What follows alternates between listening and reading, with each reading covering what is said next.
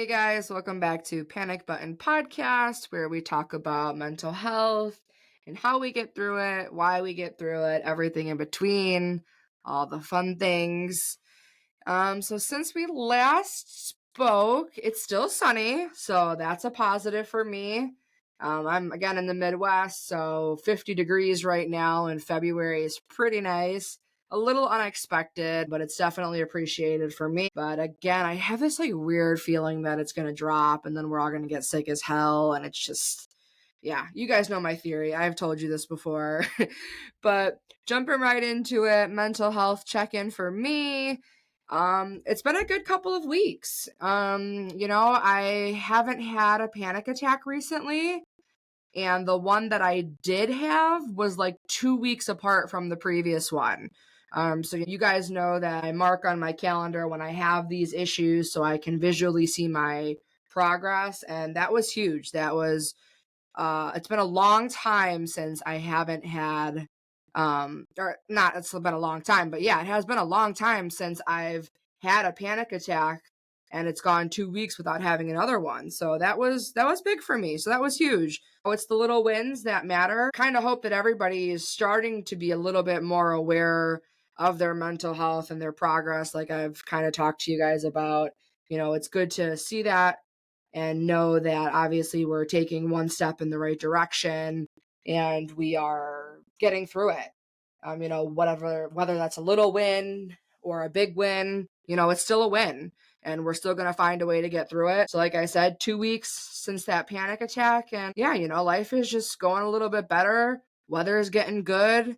So hopefully it's a positive for everybody, and we're all going towards getting out of our what do they call it? Our depressive winter phases. I don't know if that's even a thing, but here in the Midwest, we say that it's pretty much you get depressed in the winter and seasonal depression. There we go. I don't know why I was having a brain fart. But yes, hopefully we're getting out of our seasonal depression and getting back in the swing of things. Looking forward to more sunshine and more healthy days ahead. So we do have another special guest joining us today. I wanted to introduce you guys. Wow, I can't talk today. I don't know what's going on, but we'll figure it out. Minor details. So getting back to it, we do have special guest Will Craig. After experiencing a tragic loss of a partner and battling some of his own personal demons, Will has grown to care deeply about having open and frank conversations around mental health. He believes in a common sense approach to tackling your demons and the importance of moving forward one step at a time. As a result, he's made it his mission to share his story in the hopes that it will show others they're not alone and perhaps encourage them to share theirs as well. He actually wrote a book called One Step Forward, Ideally in the Right Direction, and you can find a copy of his book on Amazon. He can also be found through his blog, The Battle You Know Not, as well as various social media platforms. He's also been featured on other podcasts such as Bunny Hugs and Mental Health, the Rainy Days podcast, Mental Health Check-In with Talik on Straight Talking Mental Health. So without further ado, Will, are you here with us? Yes, I am. Thank you very much for that intro. Okay, how's it going? It's going all right. How about you? Yeah, we're hanging in there. We are getting through, like I said, those winter blues. And I mean, I know you can't talk, you're in the sunny state, so Hey, I you're grew up in Indiana, so yeah, I know that's exactly true. what you're That's the talking about. state that we don't like to mention. It's like the bad cousin or whatever. Oh, Awesome. that's good. Super excited to have you on here, though. Big fan of yours. Appreciate you connecting with me and giving us this opportunity to do this episode and learn a little bit more about you and the book and sharing your story. Thank you. I'm really happy to be here. Where do you want to start? Yeah, just tell us a little bit about your mental health journey. It's interesting. I've spent a lot of time figuring out like the best way to tell the story succinctly. So my story kind of begins in a. I found it goes best in the chronological order. So when I was in high school, um, I was having issues with a condition that have had since I was born. It's called hydrocephalus. And remember the day vividly. I was in one of my classes. I was in geometry actually, and just took a proofs exam and collapsed on the floor in between classes. My dad and I thought I had the flu or something, and it ended up being that this condition that I've had my whole life, but I hadn't had any issues with since I was a baby. I came forward and I ended up having emergency brain surgery. And through that, naturally, like, you're relieved and you're happy to be alive. But then in that process, what I learned about myself was that I looked at my friends, my family, my loved ones, and I saw myself as a bit of a sunk cost. And it's through no fault of my own. Like, this isn't any pressure anyone else put on me. This is pressure that I decided to put on myself because I watched the pain in their eyes and I watched the fear transpire. And for me, I just never wanted anyone to feel that way. And I knew it was an inevitability. Like, over the course of time, I've had multiple surgeries since that day. And because of that, I know I'm a bit of a sunk cost to my friends and family and all these people that love me and care about me. So I have to be exceptional. And inevitably, I can never meet that standard. So I grow up, putting unrealistic expectations on myself that I'll never meet. And that kind of came to a halt in 2015 when I was very unhappy with my job. I was very unhappy with where my life was going. I was deeply insecure. And that manifested itself in a way that sent me into a pretty dark depression. And through that, I even battled some suicidal thoughts. And if it wasn't for my dad kind of just showing up on it unannounced one day, I'm not sure that I'd be here to talk to you today. So I go back home. I start to kind of unpack things. I deal with things on a pretty surface level, right? And that's great. That's helpful to a degree. But I never really dealt with any of my issues. I just kind of got by in life. And then a few years later, I was dating a wonderful woman named Allison Schaefer, and she passed away unexpectedly. And that is, for my comic book lovers, that's what I consider kind of my canon event. Something along the way, all these things that I had never dealt with came to a halt because they're all a manifestation of how I was dealing with my grief. And I had to learn how to be me again, not just to handle the natural feelings you deal with in loss, but also who I am as a person. And that started the mental health journey. But it's all those things that led to it beforehand that are results of how I was feeling in that present time. And so through that, one of the things that I found a lot of therapy in is actually writing.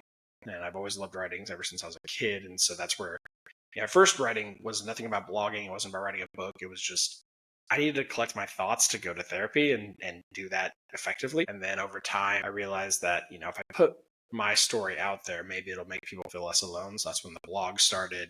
Did that for years. And then a friend of mine challenged me to write a book. So did that. And now it's been this wonderful journey of having meaningful conversations with people like yourself, Jess. And it's super cool to see how it's all played out. Yeah, no, definitely can relate to kind of how grief takes over and really the effect that has on our mental health. And you turned it into something positive. And the book, I actually was fortunate enough to read the book, and it's so relatable and everything that this community needs. So for those who haven't read it, walk us through a little bit more of that. Absolutely. So in the beginning of the book is the introduction, and in that I kind of spell out the things that I just described. A bit more detail, but that's kind of like the history of events and like what brought us here today. And then throughout the book, I talk about things that I've learned in therapy, and then the conclusion of which being like, if all these things are left untreated, then that's why we have rising rates of suicide. That's why we have rising rates of even just people considering the idea of suicide. And so we can't keep leaving these things unchecked. We can't keep leaving these problems unnoticed. And, especially among men, I found, we're taught at a young age, tough it out, rub some dirt in it, that kind of mindset. Yeah. And it's really embarrassing when you think about it, because it's like dealing with emotion in a healthy and effective way should not be considered a weakness, yet somehow we have made that story the common theme. I don't know who was handling the PR team for emotions, but they dropped the ball there when it came to Right. handling that effectively. Yeah, I actually was like totally went nerd on your book and highlighted parts that really resonated with me. And the first thing that stuck out that I totally dug was where it says, most importantly, anyone who tells you they have it all figured out is utterly full of shit, especially regarding mental health. I mean, it doesn't get any more real than that. Absolutely. But and that's the funny part, right? Is whether it's me who's a writer in the field or you having a podcast, I think sometimes when you're someone like us and you're kind of outspoken about it, there's this natural assumption like, oh, they've got it all figured out. No, the fuck I do not. I Not promise even close, not even close. right? And I think that's the important first step, right? Is for everyone just to acknowledge we're all just figuring it out. We're all just trying to understand things a little bit better. All I'm after in this game is to try to make it more known that it's okay to be a mess. It's okay to have flaws.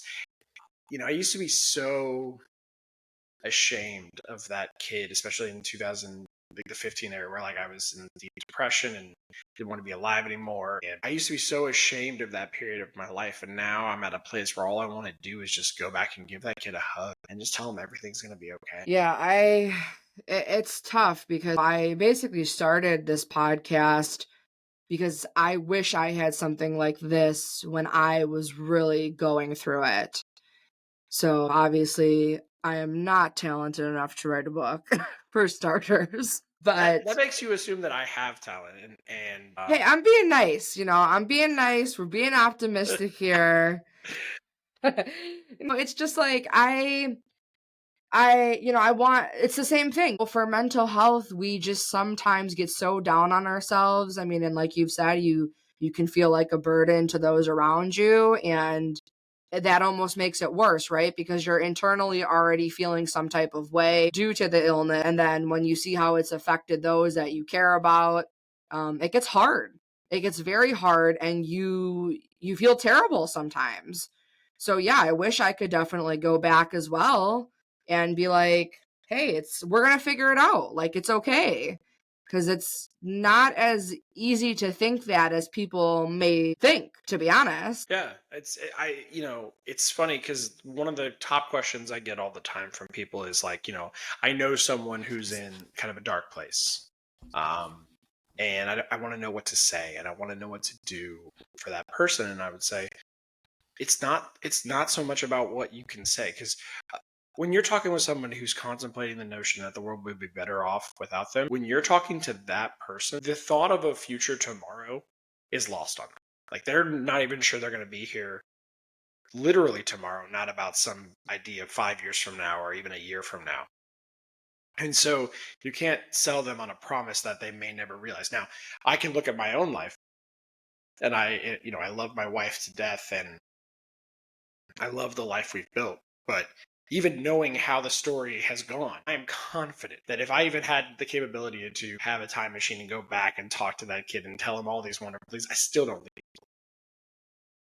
That's why I always tell people, like, I want to just go back and give that kid a hug. Like, there's nothing I'm going to say that's going to make it all of a sudden realize. It's got to come from within. And that's a really, really hard thing for people to get their mind around. Is like, they want to say the perfect thing and they want to do the perfect thing to sway someone. But at the end of the day, if you're going to, I do believe people can change and people can grow and people can develop. But they have to want it for themselves. You cannot want it for them. Yeah, I totally understand that. I've had a couple instances with people in my life that have battled addiction, and you can want to help, and it's never going to be enough until they want it just as bad themselves. And that's kind of the reality of it. Just like you've said, it's sad, but it's true. We always want to fix things, we want to help, or what can we do? And it's almost sometimes not what you can do, because there's nothing you can do, but it's just being there and being present until that person believes themselves that they can do this. Practice my wife and I got in the habit of doing is it mostly came to me, but it goes to both of us. It started with more on my side of things was that she would want to come to me with like something that happened at work or something that happened in her personal life or any case, and I would just immediately want to go into problem solving mode. Right? I all I can do is try to unpack and untangle, and what I realize is like sometimes she doesn't. I mean, sometimes she wants that, but sometimes she just wants someone to listen. Sometimes she doesn't need my advice. Maybe she doesn't want it. Maybe she just wants someone to know that I love her and I'm gonna never judge her for any type of feelings she might have. And so it's like, so I've just gotten into the practice of, when I can tell she's like, all right, I got some things I got to get off my chest. Before we go any further, do you want to vent or do you want to problem solve? And as soon as we establish that, okay, oh, we're problem solving, great. Okay, cool. I'm listening. I'm actively listening. All right, I'm gonna ask questions along the way. When she just wants to vent, I shut the fuck up. Yeah, you just take it in and be there, and just that whole just being present. And I have a really hard time like not trying to fix things, and I don't know if Oh, it's that's if hard. other yeah, like I don't know if like it's just because like the anxiety I feel like has always taken control, and I'm always trying to battle it to take back that control and like change situations and do this and then I just feel like it's such a pain in the ass to sometimes stop yourself and be like, it's not my thing to fix. Because it's also the reality of that too. Like you said, sometimes someone will come to you and they're looking for a solution, but I feel like 80 of the time they're just looking for somebody to talk to. Yeah, exactly. It's like they want that person to talk to. They want to feel valid in the moment, right? They want to feel heard and understood. And it's not about, because it can sometimes appear when you're trying to problem solve or when you're trying to enact a plan, it can come across like you're basically saying, hey, you're not capable enough to figure this out on your own. Let me be capable for you. And that's the wrong message at times. Sometimes it's just about, hey, you are valid in whatever you are feeling. You are heard. You are understood. And I want to be the best partner I can be for you, whatever that looks Yeah, I think I've just accepted that I'm the asshole like. partner. No, you're Like, I not. think I've just taken the hat and just like put it on and worn it. But it's the most loving asshole partner though. Because again, some of us like that's how we show that we care and that we love Mhm. somebody, but Yeah. I do know that I need to like tone it back a little bit and not everybody really gives a shit about my advice. So, and I'm always like, "Hey, asshole, if you won't listen to yourself, who's going to listen to you?" So, it's got to start internally, man. It does. It does. And I think it's okay because one thing I would kind of stress for everybody is just only you can know what your intentions are, right? So, like you just said, like even if you are the quote unquote asshole, which I don't think you are, but even if it feels that way, That's the you nicest thing somebody has said to me in a long time. Well, that's sad actually if that's your bar. Let's talk about that I'm kidding, right? We don't have enough time right now. but the point being though is like, you have to be open to the concept, right? Of just understanding that like you have good intention. Even if it's misguided, even if it's not getting you the results you want, your intention is good. You're trying to help, right? So if that's the case, let that be your North Star. And then that will typically work itself out along the way. And the people who know you and love you and care about you will know that too. I mean, and like you said, it's all about how other people take that too. We need to put ourselves in other shoes, and sometimes we don't take the time to even do that.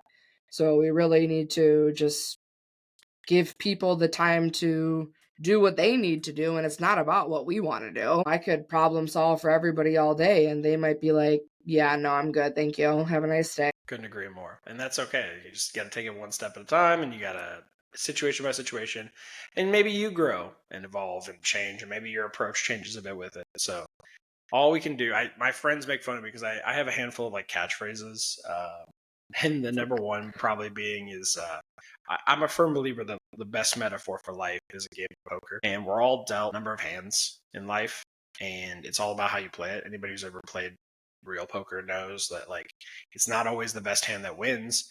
A lot of times it's just how you play it. And like the statistically worst hand in poker is 7-2 offsuit, right? But you can win with that potentially if played correctly and handled correctly, and vice versa. There are people dealt two aces to start and managed to fuck it up somehow. And either way, it's just all about we all have a hand to be dealt multiple hands, hopefully, and just do it the best you can. Dude, I'm fucking terrible at poker. Don't So tell people that. No, you gotta have some confidence. You gotta walk in with some swagger. Honestly though, I kind of recently have gotten into slot machines. So I think your Did you next find those videos catchphrase, like on Instagram and they just got a hold of you and now you're into slot machines, or how did this? yeah, yeah. I'm easily persuaded. So like I just see something and I'm hooked. Like, so I'm going to need your next catchphrase to involve a slot machine so I feel a little bit better, because the poker analysis, I'm like, well, fuck, I'm screwed because I'm terrible at poker.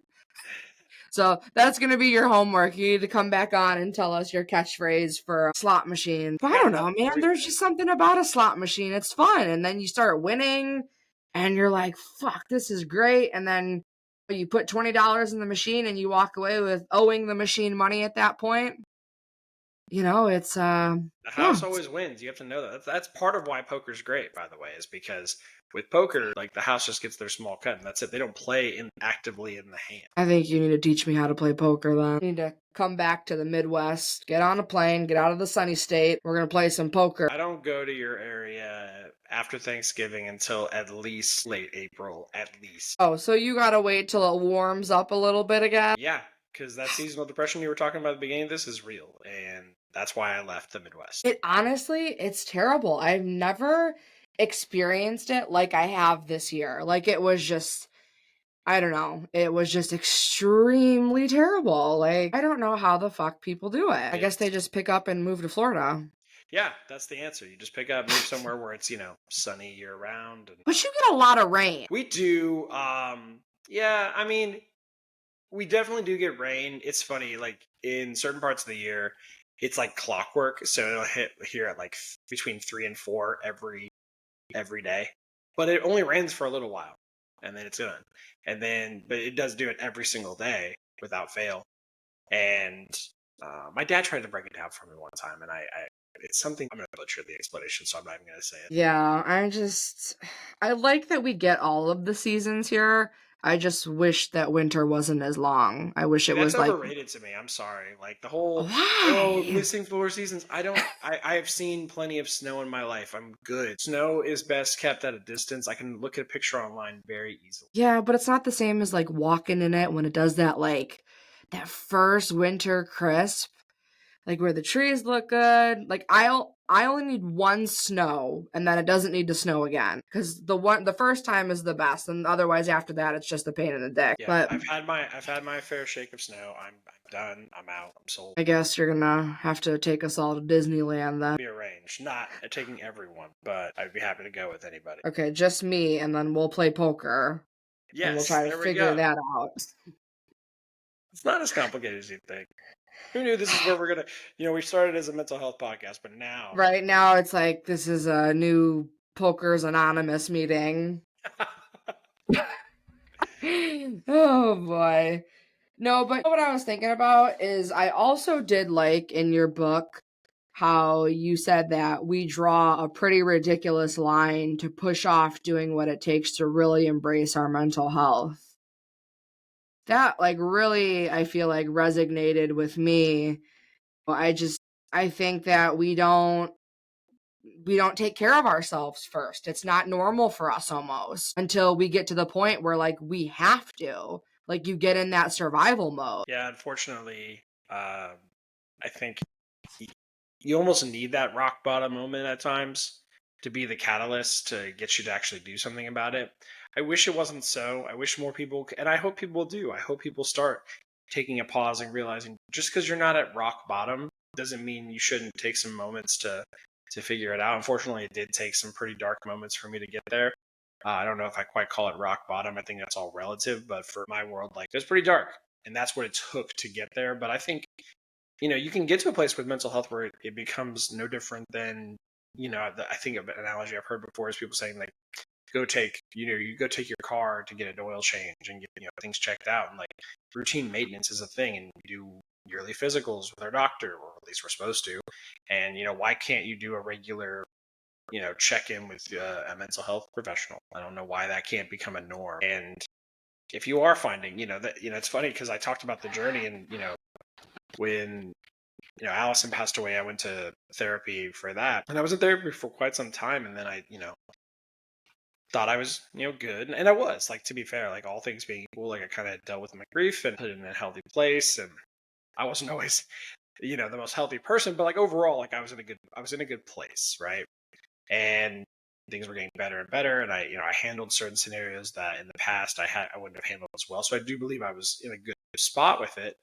And then it was interesting. It was actually moving to Florida is when I went back to therapy, because a lot of people assume, oh, it's because, you're in a transitional period of your life, you moved across the country, and that it wasn't so much like the transition was the problem. It was more so this weird thing that was happening where I had all the things that you'd want. I have an amazing relationship with my then fiance, now wife. I have a job at my day job that I love, with people that I love and care deeply about. And I don't live far from the beach. Like, I have the things Yeah, that, we get it. You live in Florida. It's nice and fucking sunny there, Will.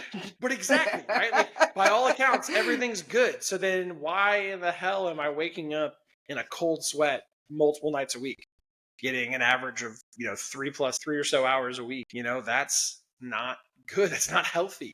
Why in the hell is this happening? And so eventually my wife and I talked, and I was like, maybe it's time to go back to therapy. And I did. And when I went back to therapy, what I learned was I crave chaos, like in a deep and unhealthy way. I crave chaos. And so because I crave that chaos, what was happening was I was kind of at peace. And my mind doesn't know how to deal with it. My body either. Like, it's just like, what are you doing? This is not where we live. We live in fight or flight. We don't live in peace. And so what we were finding was these nightmares, these night terrors that I was having were created in my mind to create that conflict that I was missing in my day-to-day life. And if I'm left to my own device, if I go through the history of my life, all the things, all the bullshit I've put my friends and family through outside of the health concerns, I would say that most of that, if you could really think hard about it, was derived from this need to like create conflict. And that's super unhealthy. And so what I learned in therapy was like, I have to have a healthy outlet for that chaos. If I don't do that, my mind will create it for me, and I will self-sabotage, and I will do stupid shit. So I started doing stand-up comedy again as one way of an outlet, but I do things a little bit differently. So back in the day when I first started doing stand-up comedy years and years ago, I was very set on like, hey, I'm going to work on this one set, and that's what you should do to get better. You should have one set. You just keep working on it, keep adding to it, keep trying to grow on that until it gets good to where you could be maybe an opener or an MC or a feature act somewhere, and you get really good at that one next one. I don't do that anymore because I have no ambition to get a Netflix special.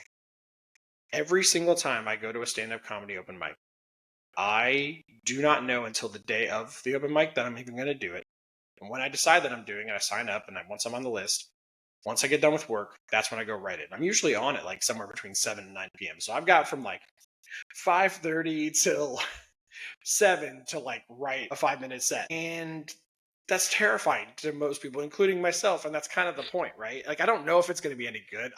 And it's fine. More often than not, it's going to suck. And now I've even added like crowd work into the game, where like I do that from time to time just to really up the ante on the chaos. But I do it because I need the conflict. So you're like an adrenaline junkie a little bit. Slightly, yeah, a little bit. Huh.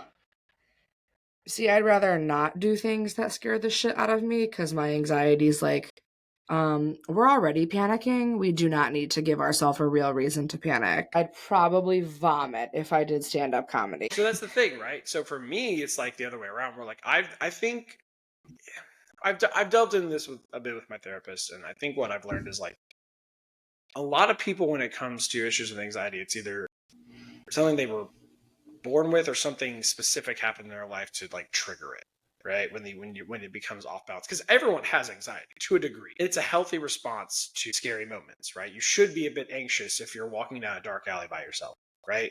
That's just natural fear instead Yeah, of taking yeah. over to protect you. So you don't want to completely dull the senses of anxiety. That's not healthy. That's not good for anybody. But it's the people who can't who feel like they're in fight or flight and non-fight or flight positions. And so some people I think are just kind of born with it. And so I think if I look back on my life, I think I've always had issues with anxiety. And so it's just become part of it. And so it's like weird when I'm not anxious. Oh And I think yeah, that's the I problem. totally understand that. So that's why, like, to your point, you're like, I would like vomit. I'm like, that's when I'm my most comfortable. That feeling of being scared. Like, I'm not any different than you. That's what feels normal and real to me. I just like being scared. Yeah, I mean, kind of. Like, that's really it. Like, when there is no fight, out there, then like I don't know what to do with my hands. It's like that scene from Talladega Nights. What do I normally do with my No, see, and I get that too, because like I've told my therapist before, like when I was going through like a really shitty time, and having like anxiety that was through the roof, basically, and a panic attack like every other couple days. When I finally found like a good balance, a good routine, my brain was like looking for something wrong. And like my mind was like, wait, this is weird. So I guess to an extent, I do understand that. I mean, I'm not going to go sign up for fucking stand up, but I do I like disagree, by the way. have to You should just do it. continuously stay involved as well. So I get it. You should do it. I'm telling you, try it once. Even if you vomit, who cares? I don't think that I have the right personality for that. I have a very dry sense of humor, That's the best sarcasm, comics. enthusiast, like I like to say. No, those are the best comics. Go for it. I mean, here's my thing. I think it is not only healthy, but should be encouraged for people to step outside their comfort zone and do the thing that they're scared to do. Because I think it's healthy, because when you walk out of it, like something that I think about all the time is just how much people are influenced by these feelings of like what's everyone going to think. So a lot of people, I can't say yours, but I feel like a lot of people's fear about doing an open mic when they're not someone who does comedy or does these sort of things, they are naturally like, what's everyone going to think? I'm going to suck and everyone's going to hate me. And it's like, to be completely honest with you, especially because most open mics are not actually at comedy clubs, they're at like a random brewery and such. Most of these people here are never going to think about you ever again. We give too much Or power like, to who the the idea. fuck is this guy? Yeah, and they're never going to think about you ever again. And the analogy I use a lot, or like the story I use as an anecdote to describe this, is like, think about that time you've ever like walked in the mall or any public place, and you see someone wearing a pretty crazy outfit. Like I'm talking like way outside the normal, not just a weird color, but they were wearing like a Big Bird costume or some shit. You see that, right? You noticed it, you clocked it, you're like, what the hell? You thought about it for maybe an extra 5 minutes, and then have you ever thought about it ever again? No. No, you've not. Maybe on the off chance you saw somebody else wearing the exact same thing, then it might recall, but otherwise you don't. We give too much power to the ideas of other people and what they think about you, and the sad reality is they don't think about you much at all. Yeah. Yeah, I mean, I couldn't agree with that more. I mean, I'll totally the person that goes out in like goofy ass outfits to like run to Target or something, and my partner will be like, "Really? You're wearing your Crocs again?" And I'm like, "Yeah, fuck these people. They don't know me. I'm never gonna see them again. They're not gonna be like, look at that girl wearing Crocs going into Target, wearing her basketball shorts, and a hoodie that's got like a hole in it." I'm like, they don't give a rat's ass about me. Fuck yeah, I'm wearing the Crocs. Here's the real question. It's a very important one. Are you off-road Crocs, or are you like four-wheel drive, or what are we working with here? Yeah, so it really just depends on my mood. Usually four-wheel drive. I'm ready to go any situation. I'm a mom. If I gotta chase somebody, I gotta be ready to roll. You can't be rocking those slip-ons. You gotta have the strap on. Right. You have to be ready for any situation. I don't know what life's gonna throw at me. So I gotta be rocking, man. Are you a Croc guy? I am not, but my wife is. And I do own a pair, but I mostly got those for like, we went to a concert that was like in an open field, and I was like, these will be good to get dirty. Who gives a shit? Otherwise, no, I'm not. I'm a Hey Dudes guy, so they're owned by Crocs. I guess I technically in a do like way, Hey Dudes. yeah, I'm definitely a Hey Dude. I mean, I would just be barefoot all the time, to be honest with you, if like I could trust the rest of the world to not be garbage. When it comes to like throwing glass on the ground and stuff, and it's not socially acceptable to walk into places barefoot. But if I could, I would. That's just what I would prefer. So what I like about Hey Dudes is what I usually do is I take the sole out and I wrap it in a sock, and then I do that, and then I wear them kind of like loafers. So I am not wearing socks on my feet, and they're just like clogged. Okay, so see, I know people that do that. Does that actually work? Because obviously, like, I mean, I physically hate wearing socks. I don't even like the feeling. It makes my skin like twitch when I just think about putting socks on. I mean, I will wear them if I absolutely have to. But like, when you wear gym shoes and you don't wear socks, your shoes end up smelling. Yeah. So does that actually work? Like putting the sock on the sole? It definitely helps. Because the nice thing is, like with Hey Dudes, is the sole comes out pretty easy, and so that helps absorb the sweat on the sole. I mean, over time, you wear them long enough, they're gonna get gross. The nice thing about Hey Dudes, though, is like you can buy for like $20 on Amazon. You can buy new soles. Huh. On the No inside, and shit. then the regular part of the Hey Dude can be washed. I mean, all shoes can go in the washer, but like those are like that kind of fabric that does really well in the wash. So yeah, that's what I do. Just like on a pretty regular basis, I'll just like, you know what, these gotten a little funky. Let's throw them in the wash, take the sole out, maybe replace those when they're ready. But it definitely helps from that regard. They don't particularly stink. So I have to ask because this just popped up in my head. Do you wear socks to bed? No, I'm not a monster. Okay, I'm glad that was the response. Otherwise, we'd be cutting this episode very short. No, people who wear socks to bed, I have so many questions. Number one being like, who hurt you? Right? Like, who wronged you before? Because this is not it. No, but all joking aside, if you wear socks to bed, that's totally, I get it. Certain climates, it's cold. I get it. Like, that's your Not you. thing. You're in Florida, so No, ain't gotta absolutely wear not. But even socks when I was in there. Indiana, no matter how cold I got, I would if I was really cold, I'd wear a sweatshirt to bed, sweatpants, whatever. I'm not putting socks on my feet unless I'm sick. That's pretty much the only exception where I will put socks on my feet. Is if I have a fever, I'm like shaking, I'll put socks on to go to bed. Otherwise, not a chance. Yeah, I can't do it. I cannot do it.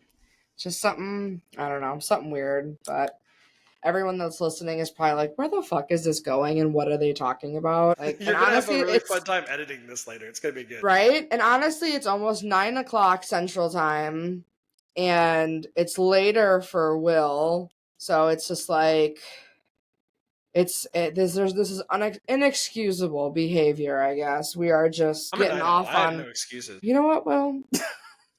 No, I'm This saying I guy. have. I'm You saying I moved have to no. Florida and you're a changed fucking guy. Okay, we get Oh it. no. Oh no. I've always been a night owl. I have always been this person. I worked in a lot of like restaurants and bars and such, and I think just in better. I'm just that's who I am. Any night of the week, on average, I'm probably not going to bed till at the earliest midnight, What time do you wake up? between 6:30 and usually. That's not enough sleep. My brain would be like twitching, be like, go back to bed, asshole. Trust me, my wife wants to wring my neck sometimes on the weekends because like the weekend's like the one time where I do get like 8 hours of sleep, but like the second 8 hours hits, I'm out. And she's like trying to get 9, 10, 11 hours of sleep, and I'm like, nope, 8 o'clock, or if we went to bed at midnight, cool. 8 o'clock, I'm awake. I just don't know what to say to you about that. I think I'm gonna have to pick your wife's point of view here. That's fine. I know I'm in the minority. I'm okay with that. Hey, as long as you have accepted it, right? Yeah, I'm a white heterosexual male in America. It's about time I'm in the minority sometime. Like I need to learn how to accept like the privilege that I have. So I'll be that one for now. I appreciate the authenticity. Like, that's what this whole podcast is about. You know?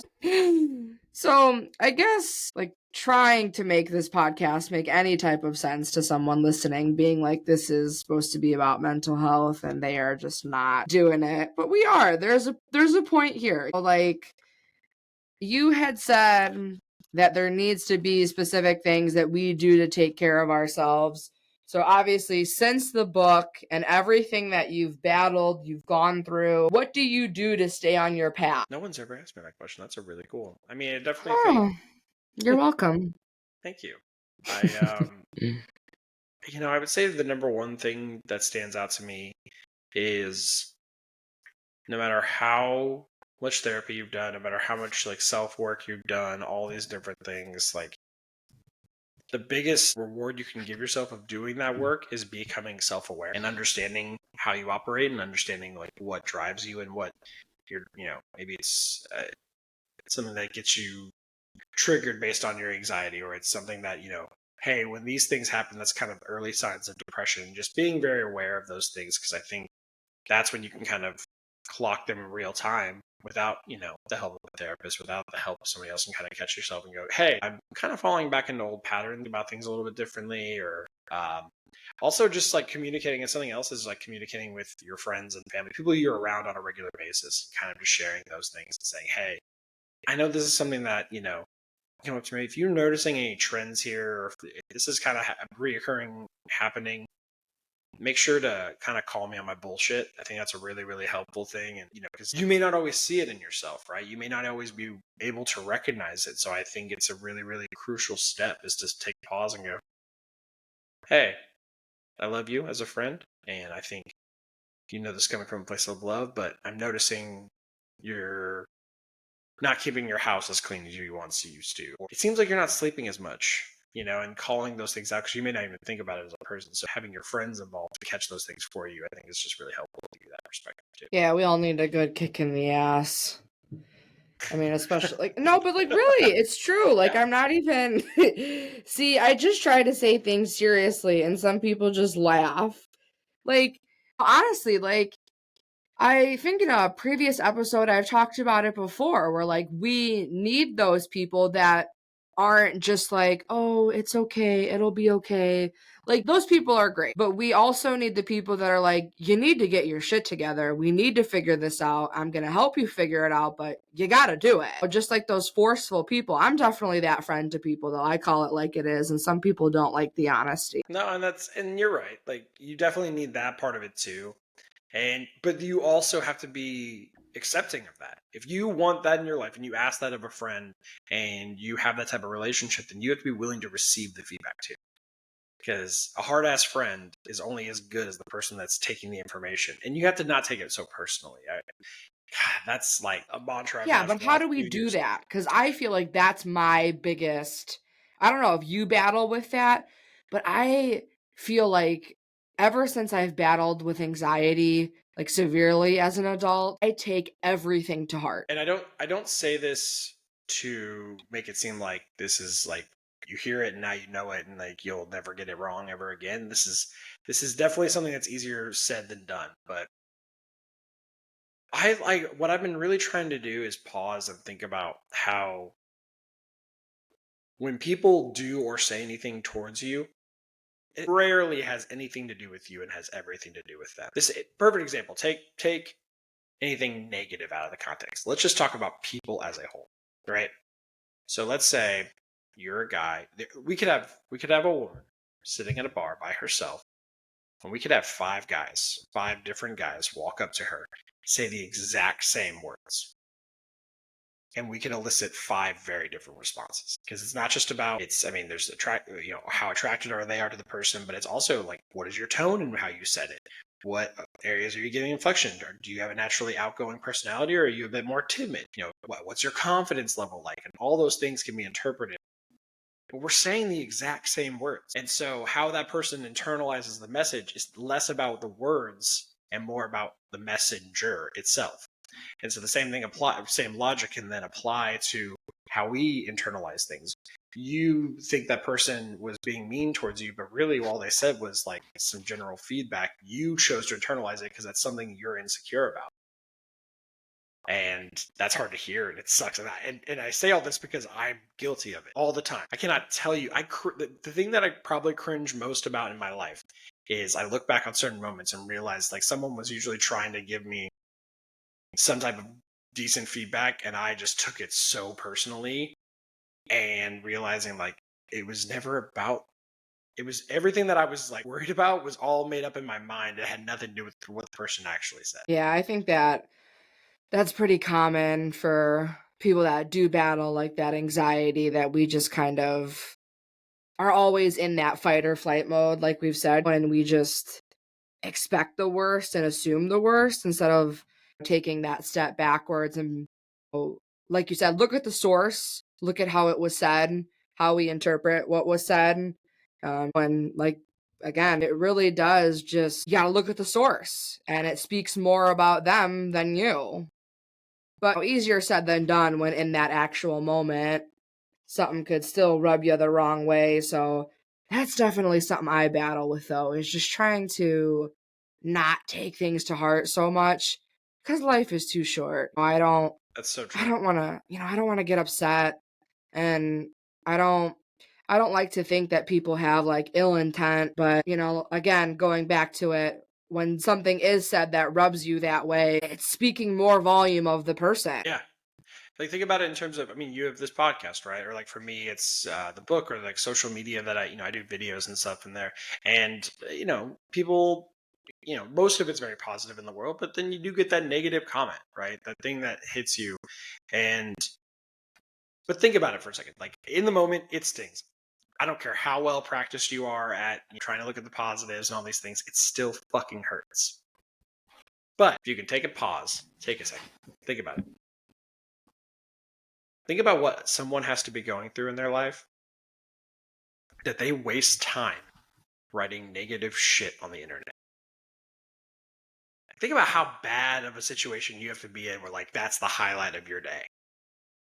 And so you realize like, oh, this person just, must be in a pretty dark place that like this is like the crowning jewel of their week is I'm going to talk shit to some dude I don't even know on the internet, make a negative comment. Uh, it's like, if you need that, man, I'll be your punching bag. Because again, it has nothing to do with me. It has everything to do with them. And I hope they find peace. I hope they find happiness. And for me, I'm just going to focus on the things. And so I think something I got asked recently that I hadn't thought too much deeply about because I just don't have kids. But someone's like, how do you deal with that with kids and social media? And I was like, I think the biggest answer there is just build their self-confidence up to where they're not seeking validation on the internet.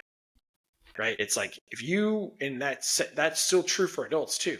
If you are filled from your own glass and you just are very confident in who you are and what you came to be, and you work on those things and filling that up, then whatever anyone's going to say is never going to feel personal because it's like, I know I'm the shit. I'm not saying I'm incapable of making mistakes, but I know I got this and I'm going to figure it out. And when I don't have it, I'm going to figure that out too. But you're filled with your own belief in yourself, and that is so rewarding. And when you can do that, the rest of the shit, like all the outside noise, you can just actually just distill someone's note down to, hey, this is what I want you to work on. Sweet, got it. Yeah, I mean, and that's funny because I do have a son, and he's only he's a little guy. He's only 3.5, and I always make sure that I let him know when he'll be like, I can't do that. I don't know how. I'm like, yes, you do. Like instilling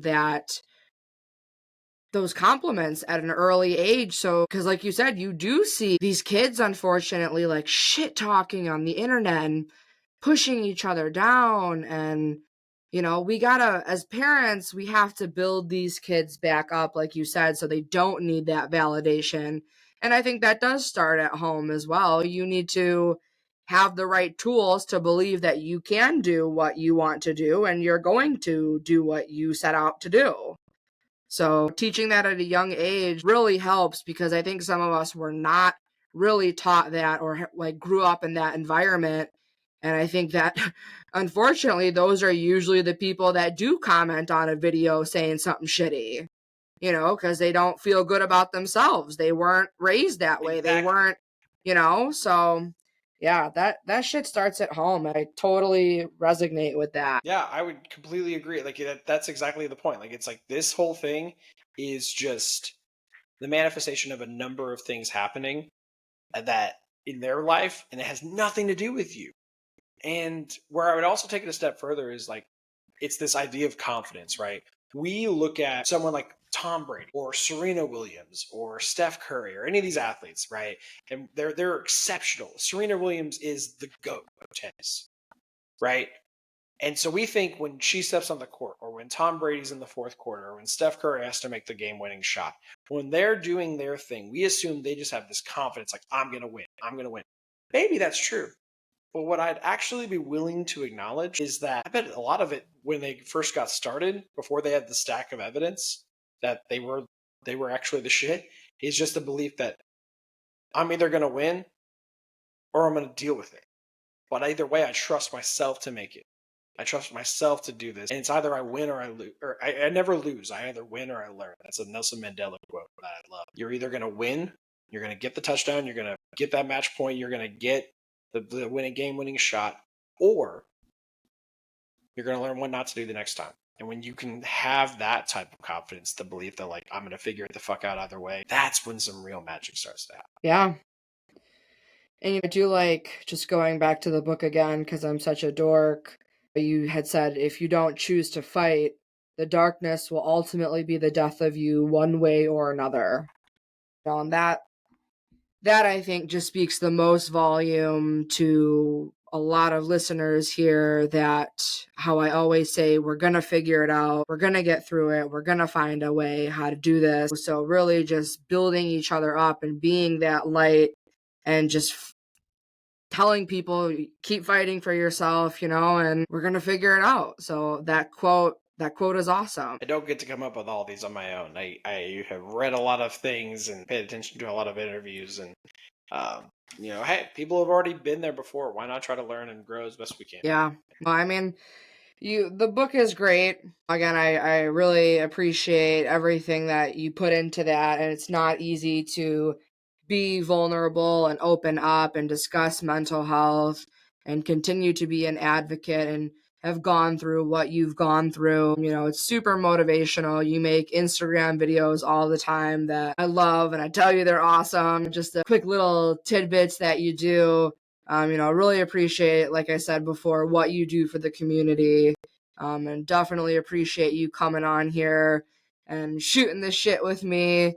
It's been really great, and I think there's a lot of value to be heard, and definitely a lot of value to be read in your book for those looking to learn a little bit more and just kind of get inspired. It's very inspiring. You're very good with words, and you're able to make us not feel alone, and I think we need more of that. Well, thank you. I appreciate it. I mean, if there's one message that I would want to, if there's anything you take away from anything that I do with all of this, it's I have a fundamental belief that people want to share.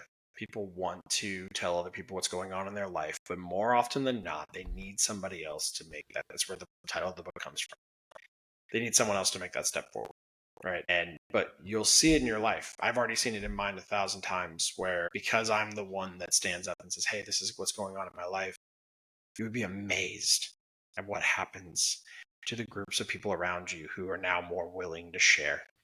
Right. And so when we do that, when we build these communities and we make it normal to be vulnerable, we're going to see the world really shift in that way. And so my challenge to everybody listening is just to be that in your community. Be the person that says, hey, you know what? I'm going through something pretty tough, and I'm not afraid to admit it, because once you do, I promise you there's going to be an echo that you cannot begin to imagine. 1,000%. Couldn't have said it better. And I'm really happy, like I said, that you were a guest on here and we were able to just talk, and that's what people need to hear. That's what people resonate with. You're very relatable. If anybody is looking to find you and get to know you a little bit more, where can they do that? Absolutely. So if you search mental health with Will on pretty much any social media platform, I should pop up. I had to get verified on Instagram because someone kept trying to hack my shit. So that was super fun. So I should have a blue check mark on at least on Instagram. No, he's fancy. He's got the check mark. It felt like such a vanity thing, but unfortunately it was kind of like one of those things that just I had to do something about it. So now I literally can't even change my profile picture without scanning my driver's license. So that's kind of a security feature. So that seems like a pain in the ass. Thanks, Instagram. But when it literally happened twice in 1 week, the same person's trying to hack into my Instagram. That's why I'm only verified on one platform. It's this is the one. I refuse to go about it in any other way right now until I have to. But I did for that one just because I was like, this is working. And no, it's fun. I enjoy what we're talking about. It's on my Instagram, I make a lot of videos. They're usually 60 seconds or less, and it's just around things that have come up in my life, things I talk about in the book, things that kind of just popped in my head over time, and mostly because I don't have the discipline to put together a podcast like Jess. So I do it in small bits here and there, and it's fun. And then because of that, people are nice enough to let me on their podcast. So thank you very much for having me. Yeah, absolutely. Appreciate it as usual. Go give Will a follow, buy his book. It's available on Amazon. And yeah, just get to know him. He's a great guy. Like his videos. Don't say anything mean or I'll probably kick your ass. Or do, because we'll just laugh at it. Because again, it's a you problem, not us. And I believe you would actually kick some ass. So everybody watch out. I mean, I would. But they might not let me do a podcast anymore if that got out. So, you'll always have one listener with me. Right. I appreciate it. And like we always end these, we're not going to push that panic button. We're going to figure it out. Thanks again, Will. Really appreciate it. Thank you very much.